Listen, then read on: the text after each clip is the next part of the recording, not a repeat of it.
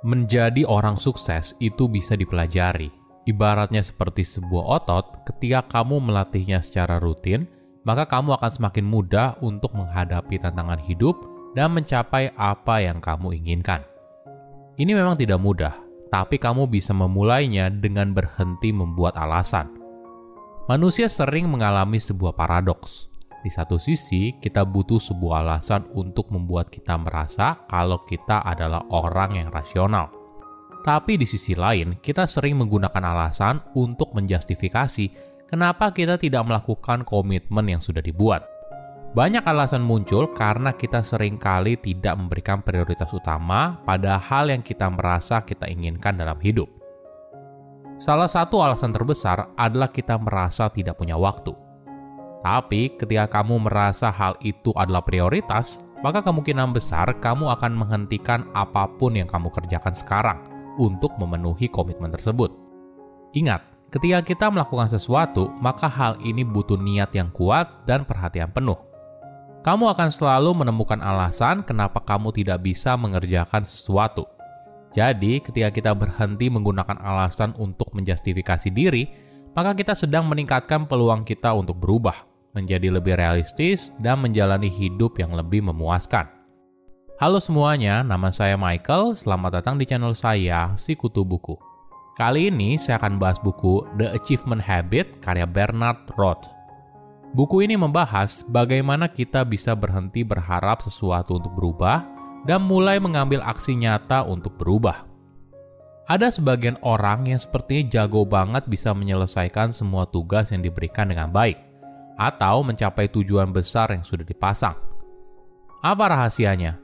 Kok mereka bisa disiplin dan punya komitmen teguh mencapai hal tersebut?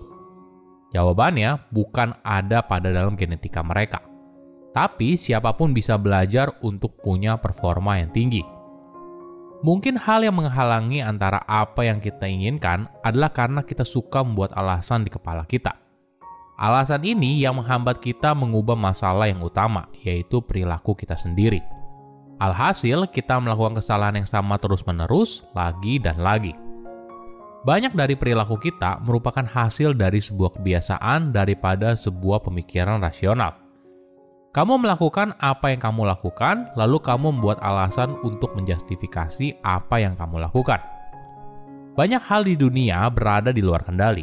Tapi kamu bisa menentukan apa yang kamu rasakan. Ketika kamu bisa menerima apapun yang terjadi dalam hidup kamu, maka kamu tidak lagi berpikir sebagai sebuah korban dari sebuah keadaan. Dan di momen itulah perjalanan untuk mengubah hidup dimulai. Saya merangkumnya menjadi 3 hal penting dari buku ini. Pertama, rahasia orang sukses. Apakah kamu ingin jadi orang yang punya disiplin tinggi?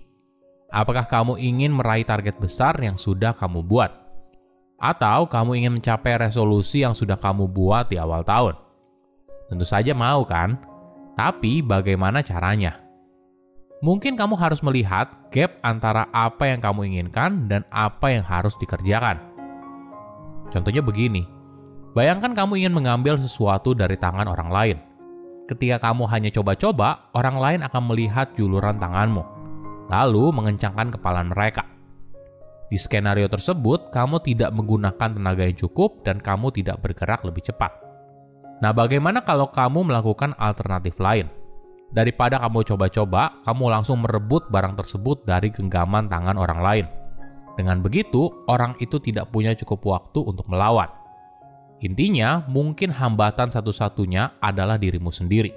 Sedangkan yang lain hanyalah alasan yang kamu buat atau batasan mentalmu sendiri. Jika kamu tidak bahagia dengan hidupmu sekarang, maka itu tugas kamu untuk merubahnya. Ada contoh yang menarik. Bayangkan kamu datang terlambat di sebuah pertemuan yang penting. Kemungkinan besar sebelum kamu masuk ke ruangan itu, otak kamu sedang berjibaku untuk mencari alasan yang dapat diterima demi menjustifikasi keterlambatanmu. Alasan paling umum adalah macet, atau mungkin kamu bisa bilang kalau ban kendaraanmu bocor dan sebagainya. Tapi apabila kita mau jujur, setiap hari pastinya selalu macet.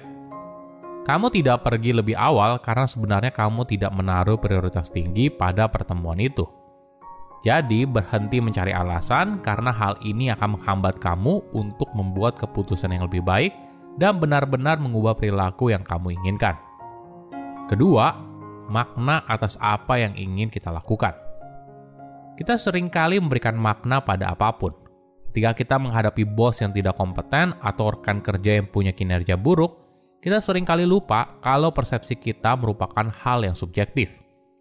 Sebagai contoh, atasan yang tidak kompeten mungkin bisa membuat kamu kagum ketika dia presentasi sebuah ide baru, atau ternyata rekan kerjamu yang punya kinerja buruk sebenarnya karena dia ada masalah di rumah. Artinya, label yang kamu berikan kepada orang lain bukanlah sesuatu yang sifatnya fix, tapi ini hanya masalah perspektif saja. Yang kamu lihat mungkin hanya satu sisi, padahal sebenarnya manusia punya banyak sisi, tergantung dari sudut mana kamu melihatnya. Penulis menyadari hal ini ketika ada 2 keluarga temannya yang terdiagnosa menderita Alzheimer. Keluarga dari pasien pertama berusaha tetap positif dan tetap bahagia di tengah penyakit yang dideritanya. Mereka selalu dengan senang hati menerima kerabat yang menjenguk. Di sisi lain, keluarga pasien kedua memposisikan diri mereka sebagai korban dari takdir yang buruk. Mereka juga terjebak dalam penderitaan yang dialami. Sebuah penyakit yang sama, tapi memiliki makna berbeda bagi orang yang berbeda. Kamu bisa menjadi orang dengan performa tinggi ketika kamu berhenti memberikan label. Bayangkan kalau kamu sedang kehilangan pekerjaan, lalu memberikan label kalau kamu adalah seorang pencundang. Hal ini merupakan hal yang percuma, dan mungkin saja hal ini yang menghambat kamu untuk mengejar masa depan yang lebih indah. Ketiga, sukses tidak sendirian. Apakah kamu pernah dengar soal self-made millionaire? Kalimat ini biasanya menjelaskan seorang yang menjadi kaya raya atas usahanya sendiri, tanpa mendiskreditkan pencapaian yang sudah diraih. Tapi jika kita bicara soal sukses, jarang sekali merupakan jalan seorang diri. Dalam perjalanannya, kamu mungkin saja butuh bantuan. Ada orang yang membantu kamu, ada orang yang memberikanmu kesempatan, ada orang yang percaya atas kemampuanmu. Semua orang ini yang membantu kamu hingga ke posisi sekarang. Kita perlu melihat sukses dan kreativitas sebagai sesuatu yang tidak terbatas. Ketika orang lain sukses, maka jangan menganggap kalau hal ini justru membuat kamu jadi gagal atau peluang kamu untuk sukses jadi terhambat. Mungkin kita bisa melihat orang lain sebagai sumber untuk belajar. Begitu juga dengan dirimu yang berbagi pengetahuan dengan mereka. Inilah wajah dunia modern. Untuk sukses tidak bisa seorang diri. Kerjasama menjadi bagian yang vital. Bukan hanya untuk sukses, tapi juga untuk hidup yang bahagia. Silahkan komen di kolom komentar pelajaran apa yang kalian dapat ketika baca buku ini. Selain itu, komen juga mau buku apa lagi yang saya review di video berikutnya. Saya undur diri, jangan lupa subscribe channel YouTube Sikutu Buku. Bye-bye.